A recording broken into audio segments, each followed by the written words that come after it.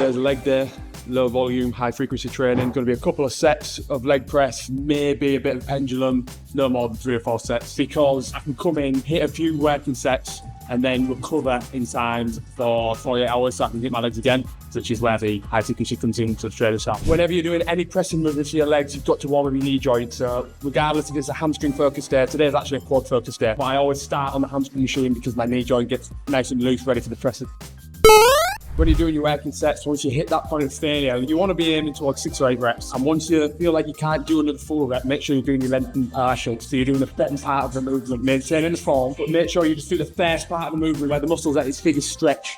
You've got to get your biggest bang for buck in that part of the movement. This is going to be the first quad movement of the day. It's going to be the compound, the main. Keeping the feet low on the plate. The lower you put the feet on the plate, the more it's going to weight your quad. The higher it goes under the plate, it's more hamstring and glute. I see a lot of people talking about range of motion and stuff like that. I always opt for the greater range of motion, but although there's a lot of studies that apparently prove that you don't need to go that low. I'm something of a scientist myself. But you want to keep your feet flat onto the plate. Find your range of motion. So when you're coming down and your knees are coming towards your chest, as soon as you feel them heels start to curl up off the plate, that's your range of motion. So if you can, bring them knees all the way to the chest, baby.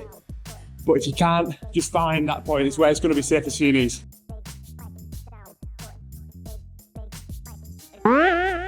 For the main compound exercise, in the leg press, that's what I'm going to focus on: strength and power, keeping the reps low to 6 to 8. I'm going to come on to the leg extension to finish the quads off as an accessory movement. It's just going to basically give you that good stretch, going to give you a nice burn on the quads to finish off your leg day. And the tip when you do the leg extension, make sure you back your legs all the way back. You want the seat to be tucked in right behind your knees, and you want to make sure them quads, before you get started, are stretched. So you're going to get the maximum stretch in the lengthened position of the exercise. Not bad for a runner. So I get it all the time online. My running's going to kill the gains. It's going to hinder my ability to gain muscle, and it's the biggest load of rubbish I've ever had. It's going to make you shredded. All that muscle that you've gained by listing and eating, when you cut that down, that's when you're going to see it all. If anyone gets lean, that's how you see how much muscle mass they've got. Because when you've got no body fat, there's only muscle there. Because I have a lot less body fat. When you're training calves, some muscles need special treatment.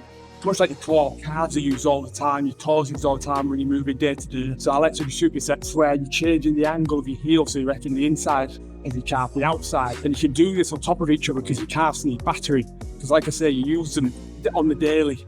So they are prime and ready to be trained harder than what you'd have to train perhaps your back, because you won't use your back day to day. Oh, my back! So I always like to do a superset, heels in, wet that inside of the calf, and then move on, and then point the heels outwards, wet the outside.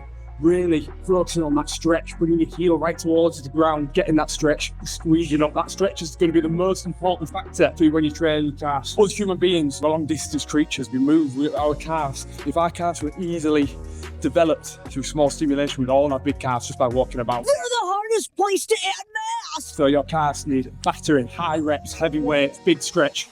Trust me.